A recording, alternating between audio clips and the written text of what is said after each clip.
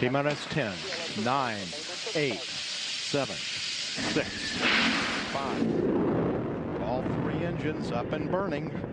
2, 1, 0, and liftoff. Coach on Fire Radio. I am the tiger, dancing through the fire. 'Cause I am the champion, and you're gonna hear me roar. You're listening to the Confidence Alchemist Radio Show with your host, the Confidence Alchemist himself, Keith Blakemore Noble. To find out more, visit theconfidencealchemist.com. But not before you've listened to this episode of the Confidence Alchemist Radio Show. Hello, dear listener. How are you doing? Welcome. Glad to have you back. Good to have you joining us in this episode. This episode, I am thrilled to be joined by a friend of mine, the Change Catalyst. His name is DJ Sobanjo, and he is going to be sharing a lot with us about what you need to do to become the catalyst of your own change. And that's whether it's change in your career, change in your business, or change in your life. We'll bring a DJ in just a couple of moments. Are you there at the moment, DJ? Can you hear me loud and clear? Loud and clear, Keith, loud and clear. Awesome. Good to have you here. So DJ's going to be sharing a lot with us. I've had the pleasure of knowing DJ for a good year and a half now, I think it is. I've worked with him quite a few times. He has phenomenal knowledge about what it takes to really be the catalyst of your change. So I was very, very pleased when DJ agreed to come on to this show and take part. We're going to be covering. I say we. DJ is going to be the one who covers most of it. I'm just going to be the conduit here to guide the conversation. But we're going to be looking at things like why most brilliant people struggle and why they get stuck in their careers, what you, dear listener, what you need to do to get out of a rut. He's going to share with us 5 steps to accelerate your career and your business growth. And some of these you can implement and see the results pretty much immediately. I've got to say, I have used some of these in the past, and I've got very, very good results very quickly. And he's also going to share with us one powerful strategy for career and business breakthroughs, plus, and this is the important point, how to implement it. So we're in for a good hour of excellent content here. It's time now to give a warm welcome to DJ. Hey, DJ, how are you doing, sir? Keith, I am so excited to be here. I'm doing good. It's still nice and bright here in Kent, and I'm here in the office, and I'm really excited to be here with you and your amazing guests. We're going to have a blast. Oh, awesome. Thank you so much. It's actually, believe it or not, lovely and sunny up here in Scotland as well, which is a rare treat for us, it has to be said. So, DJ, obviously you and I have known each other for a while, but just for my listener who may or may not have come across you, who is DJ? What does he do? It's interesting you asked that question. Who is DJ? And I guess especially because over the last few years, I've been focused on quite a number of different things. And sometimes you need to step back and actually ask yourself, who am I? Not what do I do, but who am I? And I think DJ he's a dad, he's a husband, he's a fun guy. He's also a very serious guy. I'm a serious fun guy, if I could say that. So I am a fun guy, but I can be serious, and there's different dimensions to me. But ultimately, yes, I love business. I love helping people be better, do better, and have better. And that's pretty much the way I like to define myself. I like to be better, do better, and have better. And I love to help other people be better, do better, and have better. Hey, and who doesn't want that, right? How do you do it, man? How do you do all that? A good question. I think the key thing is, first, I said be better, do better, and have better. The first thing is being the best you that you can be, and whatever that means. I think one of the big challenges that I see that many of us have is it's good to have aspirations, but I think the most important thing you should aspire to is to be the best you. that you could be, rather than to be someone else or to have something someone else has. And ultimately, what I do is just help. And I'm going to talk about myself first. Identifying who I am, identifying what's important to me, identifying the things that are meaningful to me, identifying what a desirable place I'd love to be in the future. So where do I see myself in the future that I'd be happy with? And then what do I need to do to get there? And who do I need to become to get there? And then you just work towards it. So ultimately, it's about living on purpose. And living on purpose, simply, when I say that, what I mean is I see a future I aspire to. I see a future that's meaningful to me. I see a future that when I get there, I will feel fulfilled. I will be fulfilled. And then working towards becoming the person who can get there, and then doing the things that would help me to get there, so that eventually I do get there. Nice. And this is something that you can. I know you can help other people to achieve. Yes.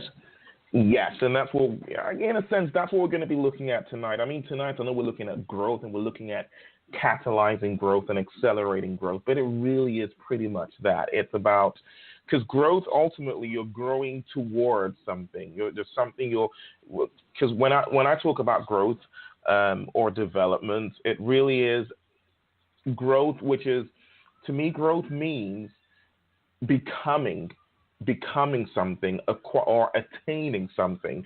So it's and that means it's something in the future. It's something that is ahead, something that I don't have, I can't do, I am not yet, but actually I am becoming that person, or I am getting to that place, or I'm achieving that thing. That's how I define growth anyways. And so tonight we're going to be looking at growth, and not just growth, but actually catalyzing or speeding up growth.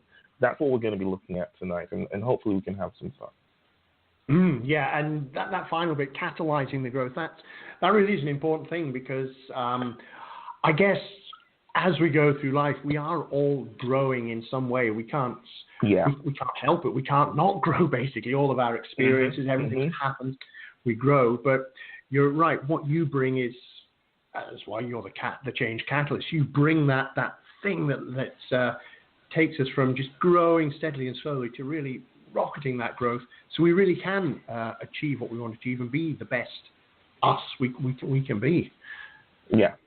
Yeah, absolutely. So, okay, let's dive in. Sure thing. I guess let's start at the beginning. One of the things that we discussed when we were planning out this show was that it is a reality that most brilliant people do struggle. We often kind of think that if I'm struggling, it's because I'm fake, I'm stupid, I haven't got what it takes. But the reality, as you say, is that most brilliant people struggle and get stuck in their career. So why is that? Okay. The primary reason why most people struggle is their mindset, and I'm going to get into that in a moment. And I'm going to expand on that. But before we even look at that, mindset and what that really means, because mindset's one of these things that a lot of people talk about, very few people understand. But we're going to really look at that and understand it here this evening.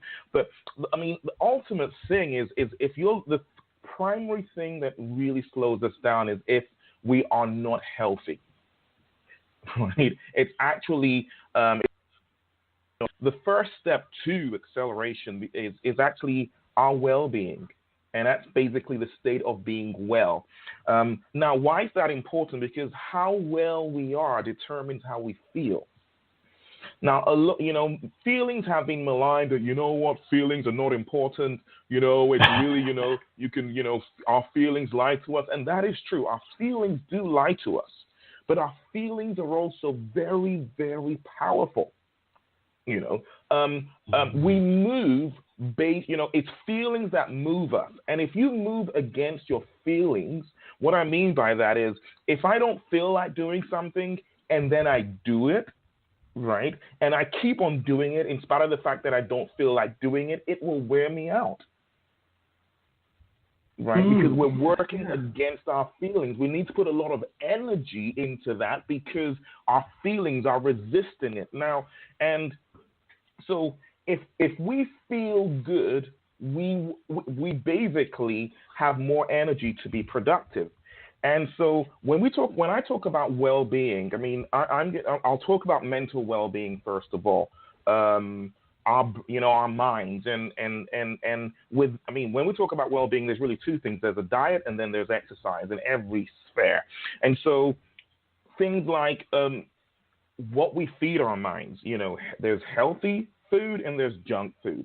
And there's also a balanced diet. Now, let me explain what I mean by this.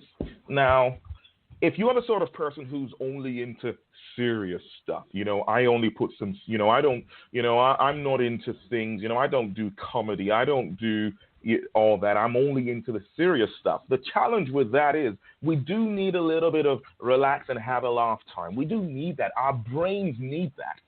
So, however, too much of that also can have an impact. And so we're then feeding our minds with junk. And so our first responsibility is what we expose our minds to. And this is all about, some of us, we just sit in, our Facebook news feeds. It's taking out so much of our energy. We're putting so much into our brains because there's a lot of negativity on our news feeds, and some of you and all the other social media platforms that we're on, that you go in there, you sit there, you're just going through one post after another, and you're allowing your mind to be exposed to a lot of crap, really. And then what happens is, before you went on Facebook, you were pretty much energized and you were full of energy, and you've just gone through your feed and now you're depressed and demotivated. And now there's a lot of hard work because you've fed your mind a lot of crap. And then what's happening is your mind is working with all of that, because once it goes into the mind, it's just like food in your body. Once it goes in, it starts to go to work.